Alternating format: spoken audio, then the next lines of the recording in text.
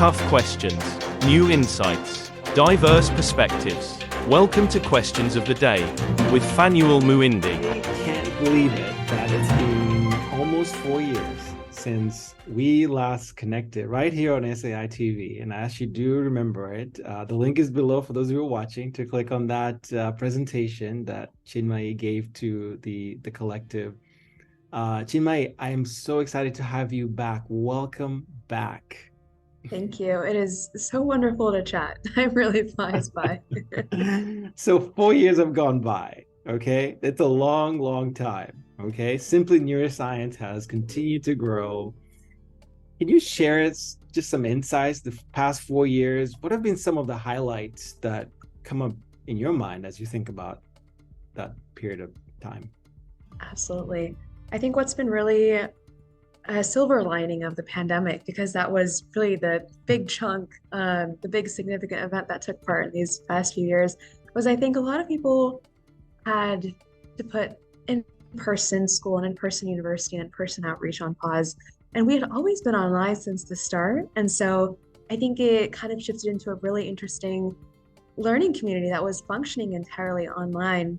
And we've sort of wanted to carry that on throughout coming into this second era of the pandemic as well. So I think some really awesome things that have gone on with that have been connecting with students from, especially outside of the US and Canada, North America, students coming from the UK, Singapore, India, Nigeria, from really all over the world, and sharing about what gets them inspired, sharing about our differences in educational systems and what we can learn from one another, and how they can also kind of take neuroscience that they're learning about from Zoom or in the classroom and take it back to their own home communities.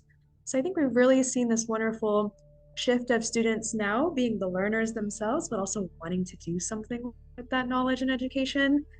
And I think that's been the biggest highlight of these past few years, is seeing that transformation happen live.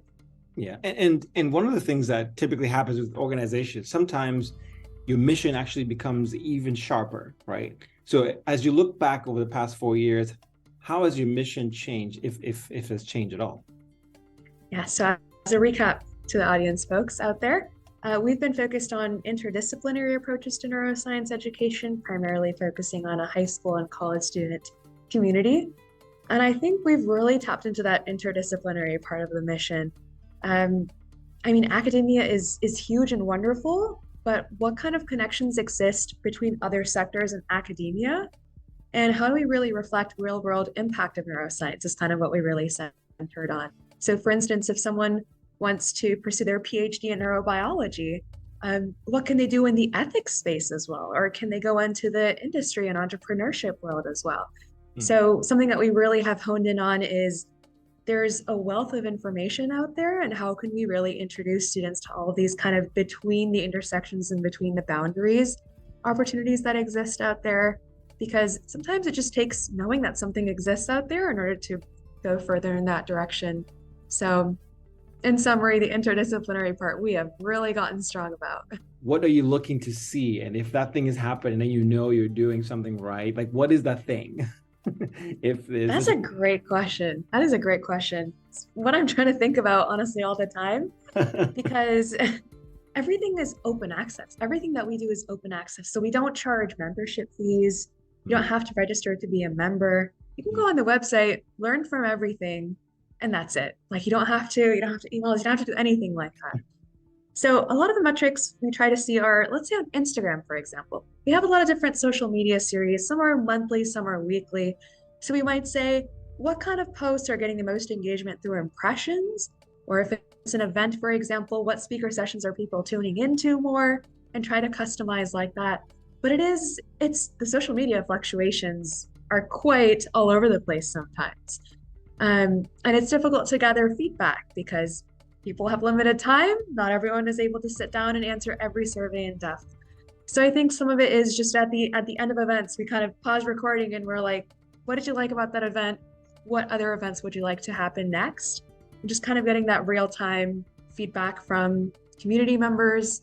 That's primarily what we've been aiming to do. But it is, like I said, tough with not really having, I think, an in-person component. We can't track how many students are coming to workshops in person, let's say. Right. So trying to kind of gauge the most based on social media is what we're primarily trying for. Yeah. And then you have, of course, those you're watching, you can go to their website, the landing page. In fact, there's a few metrics there, right? 34, like almost 35,000 followers and subscribers. You represented almost 120 countries, 25 initiatives. So yeah, lots of numbers that you're tracking, right? You're trying to figure out that cluster of North Stars, right? For your organization. But you basically, if I understand correctly, you're saying that there isn't one in particular. You have the social media, but it is hard, right? And it's something you think a lot about it, right?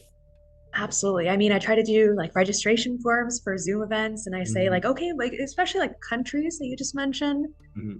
When we started out, we were primarily based in the US. I think it was like a 90-10 split. And now it's become kind of like a 50% North America, 50% outside of North America split. And I'm assuming these are connected as well to your business model, funding model, right? How have you guys kept that side moving forward? Yes. So thankfully, we have had support from organizations like the International Brain Research Organization for EBRO. And a lot of them is really focused on niche, such as EBRO has funded our Neuroethics Championship. So that was a mostly, again, high school and college audience, but really focusing in on one niche. And so also some of our work is funded by kind of unrestricted donors like the 1517 Foundation, and having that sort of unrestricted funding model has also just allowed us to think, what initiatives can we just pivot entirely that don't fall within the confines of a grant? And then of course, micro grants, of course, are always really nice. We want to hone in on really specific initiatives. The Campus Brain Ambassador Network actually is something that we did not definitely have when we were chatting in 2019. So we're trying to secure a lot more funding around that to kind of bring it back home to that students as change makers model we were talking about. So overall, budget has been small but mighty. So we're keeping it going like that, making the most out of a few dollars, right? 4 years have gone by. Now you're 20 days away, if I understand this, right? You're 20 days away from your 4th birthday, all right? What's on your wish list, okay, for the next year or the next 5 years? You know, birthday's coming up. What do you want in for your next 5 years or so? Oh my gosh, all the funding in the world. No, I'm just kidding. No, I'm just looking to. I'm so excited by the people that come in and join the community and come to these events and join the team and help out. And I just can't wait to see how many more passionate young folks are going to be coming our way and joining in the next few years. And I can't wait to see these kind of hubs forming, these kind of communities forming for students, where they can start to find peers and like-minded collaborators outside of their schools and outside of their universities physically as well. I think one of the best rewards that I personally got out of these online interactions was I was based in California or in New York, but I have friends from across the US now, all who love learning about the brain, and across the world too. And I think that's just something that is an absolute understatement, just having those people in your life to cheer you on and to support one another.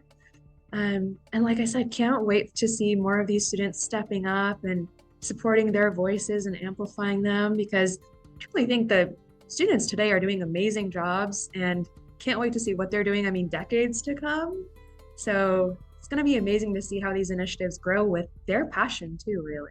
That's amazing. So I'm hearing more funding, okay, capacity building, right, to empower these change agents, if I can call them that, right, in the realm of neuroscience, and how do we engage the society, really, right? And so I think simply neuroscience is at a really cool spot right now as you guys try to figure out that path forward, and how do you, what metrics to measure sort of diligently over time, right?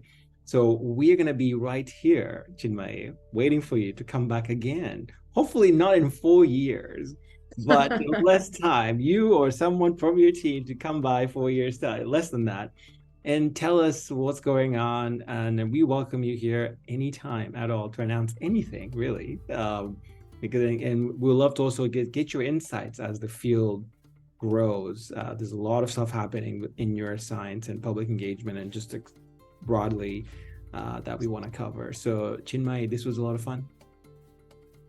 Thank you so much for inviting me on. Such a reflective experience.